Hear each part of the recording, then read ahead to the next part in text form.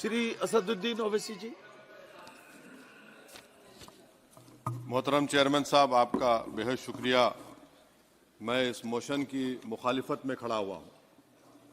Sir, मैं शुरुआत में हबीब जालिब का एक शेर पढ़ना चाहता हूँ। आप उर्दू जानते हैं और लॉ मिनिस्टर भी उर्दू जानते हैं। हबीब जालिब ने कहा था कि हुक्मरान हो गए कमीने लोग, खाक में मिल गए नगीने लोग, हर मुहिबे वतन जलील हुआ, रात का फासला तवील हुआ, आमिरों के गीत जो गाते रहे वही नामो दाद पाते रहे, रहजनों ने रेजनी की थी, रहजनों ने रेजनी की थी, रहबरों ने भी क्या कमी की थी। सर, मैं अभी सुन रहा था हमारे शिंदे ग्रुप के शिवसेना के पार्टी लीडर अपनी तकरीर कह रहे थे। कहा कि 6 दिसंबर में जब बाबरी मस्जिद को शहीद किया जा रहा था तो उस वक्त के वजीर आजम नरसिम्हा राव पूजा कर रहे थे। आप ही ने कहा और कहा कि मुझे डिस्टर्ब नहीं करना। तो ये बड़ा अजीब मौका है कि बीजेपी की ताईदी पार्टी ये कह रही है कि नरसिम्हा राव ने कहा कि मुझे डिस्टर्ब मत करो, मैं पूजा कर रहा हूं, और जिसने रथ यात्रा निकाला, इन दोनों को मोदी सरकार ने इस मुल्क का सबसे बड़ा सिविलियन अवार्ड दे दिया, सबसे बड़ा सिविलियन अवार्ड दे दिया। तो ये बताता है कि इंसाफ जिंदा है या जुल्म को बरकरार रखा जा रहा है। तीसरी बात यह है कि सर, इस ऐवान में सियासी पार्टियां आएंगी, चले जाएंगी। आप आए, मैं आया, हम भी चले जाएंगे। मैं जमीन की गिजा बन जाऊंगा, ये ऐवान तो बाकी रहेगा। मगर सर, मैं ताजुब कर रहा हूं कि लोकसभा मुख्तलिफ आवाजों में कैसे बोल सकता है। लोकसभा तो एक ही आवाज में बोलना चाहिए, और लोकसभा भी भारत के संविधान आइन के बेसिक स्ट्रक्चर का ताबे है। और सर, ये इसलिए कह रहा हूं कि 16 दिसंबर को ये ले कर देता हूं। 16 दिसंबर 1992 को इसी लोकसभा ने एक रेजोल्यूशन पास किया था। आप इजाजत दीजिए तो मैं पढ़ता हूं सर। दिस हाउस, अच्छा, ये गुलाम नबी उस वक्त के मिनिस्टर थे, आज नहीं है, उनका नाम नहीं लेना चाह रहा था। This house strongly and unequivocally condemns the desecration and demolition of the Babri Masjid at Ayodhya by and at the instigation of forces represented among others by VHP, RSS and the Bajrang Dal, which has caused communal violence in the country. Such act of vandalism was carried out not only in violation of order of Supreme Court, but amounted to an attack on the secular foundations of our country. This House expresses anguish at the happenings and wishes to reiterate its resolve that it will ceaselessly endeavor to uphold the secular and democratic traditions of our country and for the maintenance of rule of law. और एक paragraph है, नहीं पढ़ूंगा। मैं ताजुब कर रहा हूं कि जब इस ऐवान ने एक रेजोल्यूशन पास किया तो हुकूमत आएगी जाएगी, और हुकूमत, ये मोदी हुकूमत जश्न मना रही है जो 6 दिसंबर को हुआ। तो ये एक बात है सर। चौथी बात यह है कि सर, नहीं, 6 दिसंबर के ऊपर कोई जश्न नहीं है। राम मंदिर के निर्माण की जो प्रतिष्ठा हुई है उसको संबोधन कर रहा है, और वो सर्वोच्च न्यायालय के द्वारा तथ्यों के आधार पर दिए गए निर्णय के कारण से हुआ है।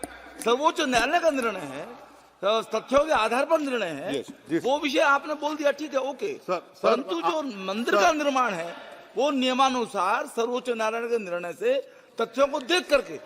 एक सेकंड, आप इस्लाम के बहुत जानकार हैं, विद्वान हैं वैसे भी अब कानून के। यदि किसी अन्य धर्म के स्थान पर मस्जिद बनाई जाए तो शायद उसको मान्य नहीं किया जाता। अभी एएसआई ने, सुप्रीम कोर्ट ने स्वीकार किया है कि वहां पर राम मंदिर था। तो इस विषय केवल यह है कि वहां पर राम मंदिर ठीक बना कि नहीं बना, वो विषय हो गया। तो कृपया इस पर यदि आप कुछ बोले तो बोले प्लीज। सर, मैं आपको गलत साबित कर दूंगा सर भी। और मैंने रुक तो जाइए बड़ी इज्जत के साथ सर, मैं आपकी बड़ी इज्जत करता हूं सर। आपको मैं कोट कर रहा हूं सुप्रीम कोर्ट का जजमेंट, पैराग्राफ 1222 रोमन 17, उसमें लिखा गया है, the destruction of the mosque took place in breach of the order status को and the assurance given to this court, the destruction of the mosque and obliteration of Islamic structure was an egregious violation of the rule of law. Egregious का मतलब जो छोटी मोटी अंग्रेजी में आती है वो क्रिमिनल एक्ट कहा। और सर आपने कहा था कि वहां पर मंदिर को तोड़कर बनाया गया। सर मैं आपके सामने ये तमाम चीजें लेकर दूंगा, सुप्रीम कोर्ट के जजमेंट के पैराग्राफ्स हैं जिसमें सुप्रीम कोर्ट ने एएसआई की रिपोर्ट को नकारा। उन्होंने कहा कि मंदिर को तोड़कर मस्जिद नहीं बनाई गई थी। सुप्रीम कोर्ट ने कहा, ये सुप्रीम कोर्ट ने कहा। अब और मैं रख दूंगा, आप पढ़ लीजिए, आप पढ़ लीजिए। अच्छा सर मैं अपनी तकरीर पर आ जाता हूं, मैं अपनी तकरीर पर आ जाता हूं सर। तो मैं अपनी बात कर देता हूं सर। तो मैं ये पूछना चाह रहा हूं कि क्या मोदी सरकार एक समुदाय, एक मजहब की सरकार है या पूरे देश के मजाहिब को मानने वालों की सरकार है, जिसको नहीं मानते उनकी सरकार है? हमको बता दीजिए। क्या मोदी सरकार सिर्फ एक फिक्र और नजरिया हिंदुत्व की सरकार है? क्या इस देश का, इस गवर्नमेंट ऑफ इंडिया का कोई मजहब है? इस वतन अजीज सबके मजहब को मानता है। सर मेरा मानना है कि इस देश का कोई मजहब नहीं है। क्या ये सरकार 22 जनवरी का पैगाम देकर यह बताना चाहती है कि एक मजहब को दूसरे मजहब के मानने वालों पर गलबा और कामयाबी मिली? क्या आइन इसकी इजाजत देता है? क्या ये पैगाम आप जब ऐवान से दे रहे हैं तो 17 करोड़ मुसलमानों को आप क्या पैगाम दे रहे हैं, ये मैं आप पर छोड़ता हूं।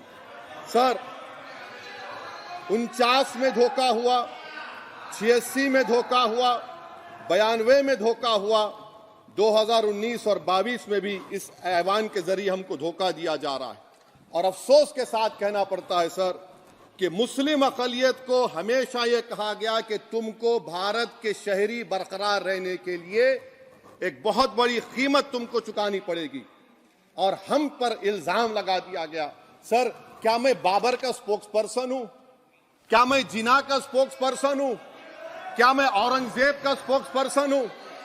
बताइए सर, आखिर मैं कहां तक आप मुझे लेकर जाएंगे?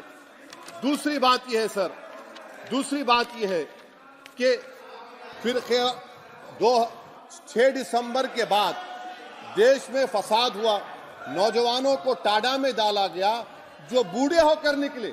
यकीनन आपकी सरकार नहीं थी, आपकी सरकार नहीं थी। अच्छा बल्कि मैं तो मर्यादा पुरुषोत्तम राम की इज्जत करता हूं, मगर मैं नाथूराम गोडसे से नफरत करता हूं। मेरी नस्लें नफरत करती रहेंगी क्योंकि नाथूराम गोडसे ने उस शख्स को गोली मारी जिसके जबान से आखिरी लफ्ज निकले हे राम। सर छठी बात यह है कि 87 में मलियाना हाशिमपुरा हुआ, 83 में नेल्ली हुआ, 44 में जम्मू में नस्ल कशी हुई, 2022 में हल्दीवानी में कत्ल हुआ। इतने धोखे सबसे बड़े किसको दिए गए? असदुद्दीन ओवैसी को दिए गए। मगर फिर भी मुझसे ही कहा जाता है कि वफादारी को तुम साबित करो अपनी ओवैसी। सर आज भारत के 17 करोड़ मुसलमान अपने आप को अजनबी और एलिनेट महसूस कर रहे हैं। मैं बहुत बड़ी नाइंसाफी होती है, सर ये कोई तारीखी नाइंसाफी को इंसाफ नहीं किया जा रहा है। स्पीकर बल्कि सर, अंग्रेजी में स्पीकर सर केवल एक प्रश्न का जवाब ओवैसी साहब दे दें कि बाबर को वो आक्रमणकारी मानते हैं या नहीं मानते हैं? पुष्पमित्रा संघा को आप क्या मानते हैं? बताओ, पुष्पमित्रा संघा को आप क्या मानते हैं? जम्मू के वो कश्मीर के वो राजा को क्या मानते हैं जिसके पास एक फौज थी मंदिरों को तोड़ने के लिए? आप क्या मानते हैं? यही तो मैं कह रहा हूं कि निशिकांत दुबे 47 में आजादी मिली, असदुद्दीन ओवैसी से बाबर की बात पूछ रहे हैं। तुम गांधी की बात पूछते, तुम बोस की बात पूछते, तुम जलियांवाला बाग की बात पूछते, तुम काला पानी में जो मुसलमान शहीद हो गए उनकी बात पूछते, मगर बाबर की बात पूछी जाती है। तो सर मैं आपको बता रहा था, खामखा डिस्टर्ब किए सर मुझे, मेरा वक्त ले लिए निशिकांत दुबे। सर मैं आपसे कह रहा था, मोदी हुकूमत ये पैगाम दे रही है भारत के मुसलमानों को कि जान बचाना है या इंसाफ चाहते हो। मैं कह रहा हूं मैं भीख नहीं मांगूंगा, मैं इस नंगी तासुब को कबूल नहीं करूंगा। मैं दूसरे दर्जे के शहरी के मौक़िफ़ को कबूल नहीं करूंगा। मैं अपनी शनाख्त को नहीं मिटने दूंगा। अब मैं झूठी और दिल फरेब बातों पर हरगिज भरोसा नहीं करूंगा। मैं वो काम नहीं करूंगा जो बीजेपी और नाम निहाद सेकुलर पार्टियां चाहती हैं। मैं वो काम करूंगा जो आपको पसंद नहीं है, संविधान के दायरे में रहकर। सर, कंक्लूजन में मैं आपको बताना चाहता हूं कि आज इस देश को किसकी जरूरत है। इस देश को अयोध्या में, तारीख शायद नहीं पढ़ते होंगे, मौलाना अमीर अली कौन थे, पुजारी बाबा रामचरण दास कौन थे, अयोध्या के पुजारी थे। दोनों ने मिलकर अंग्रेजों के खिलाफ जंग लड़ी थी और दोनों ने, अंग्रेजों ने इनको गिरफ्तार किया और एक पेड़ पर मौलाना अमीर अली को और पुजारी रामचरण दास को फांसी दे दी गई। देश को इनकी जरूरत है। देश को शंभू प्रसाद, अचन खां, ये राजा देवी बख्श सिंह के फौज में थे, अंग्रेजों से मुकाबला किया। मुसलमान की लाश को जला दिया गया और शंभू प्रसाद को दफना दिया गया। इस देश को यह जरूरत है। देश को बाबा मोदी की जरूरत नहीं है। आज भारत को अयोध्या के मौलाना अमीर अली और रामचरण दास, अचन खान, शंभू खान की जरूरत है। सर, मैं अभी सुन रहा था ये नाम निहाद सेकुलर पार्टियों के बयानात को। क्या होता है सर, आप, खत्म कर रहा हूं, क्या होता है सर, जब काजी साहब गवाहों को लेकर दुल्हन के पास जाते कि तुमको निकाह कबूल है, तो दुल्हन शर्मा के खामोश बैठ जाती। तो इनकी खामोशी रजामंदी की अलामत है। जी जी। तो सर, मैं खत्म करने से पहले ये बताना चाह रहा हूं कि जब वजीर आजम जवाब देंगे तो क्या वो भारत के 140 करोड़ जनता के लिए जवाब देंगे या फिर सिर्फ हिंदुत्व की फिक्र रखने वालों का जवाब, मैं खत्म कर जवाब देंगे। मैं ये देश, दुनिया, मुसलमान देख रहा है। सर, मैं आपको ये भी बताना चाह रहा हूं, आखिर में कंक्लूड कर रहा हूं सर, 1 मिनट चाहिए, 1 मिनट चाहिए सर।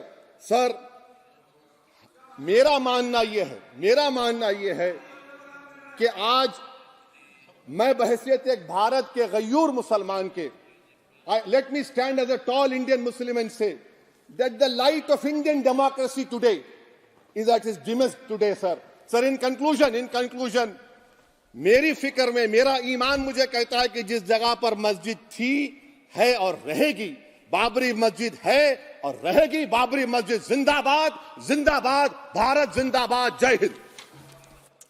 सबको जोड़ने की बात की जाए वो बेहतर है। जी, श्री बीबी पाटिल जी।